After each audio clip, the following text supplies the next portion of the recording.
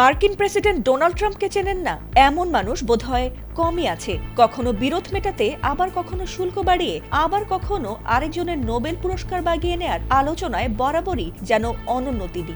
এমনকি খ্যাপাটে আচরণের জন্য এক শ্রেণীর ভক্তও রয়েছে তার, আর তাতে বরাবরই জনপ্রিয়তার তালিকায় বেশ ওপরেই থাকেন তিনি। কিন্তু এবার জনপ্রিয়তায় ট্রাম্পকে পেছনে ফেলে দিয়েছেন বিএনপির চেয়ারম্যান তারেক রহমান, আর তা দেখে রীতিমতো চোখ কপালে তুলেছেন অনেকেই। সামাজিক যোগাযোগ মাধ্যম ফেসবুকে বিশ্বসেরা কন্টেন্ট ক্রিয়েটরদের তালিকায় জায়গা করে নিয়েছেন বিএনপির চেয়ারম্যান তারেক রহমান।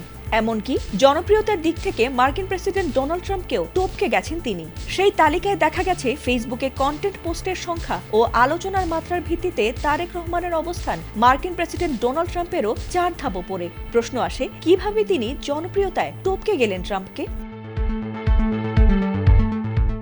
দীর্ঘ 17 বছর পর দেশে ফেরাতে তারেক রহমানকে একটি নজর দেখতে ভিড় জমিয়েছিলেন লক্ষ জনতা। এমনকি তার পরিবারের সঙ্গে আগ্রহের কেন্দ্রবিন্দুতে ছিল জাইমা রহমানের পোষা বেড়াল জেবু।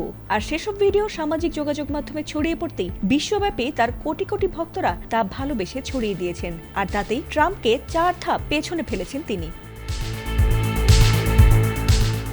সামাজিক মাধ্যম বিশ্লেষণ ভিত্তিক ওয়েবসাইট সোশ্যাল প্ল্যাট প্রকাশিত 100 ফেসবুক কন্টেন্ট ক্রিয়েটরদের তালিকায় দেখা গেছে তারেক রহমানের অবস্থান 63 নম্বরে। অন্যদিকে তার 4 ধাপ পেছনে 67তম অবস্থানে রয়েছেন ট্রাম্প। এছাড়াও বিএনপির চেয়ারম্যান তারেক রহমানের ভেরিফাইড ফেসবুক পেজে বর্তমানে মোট লাইকের সংখ্যা 55,76,776, আর টকিং অ্যাবাউট বা এঙ্গেজমেন্ট রয়েছে 16,48,972 জন।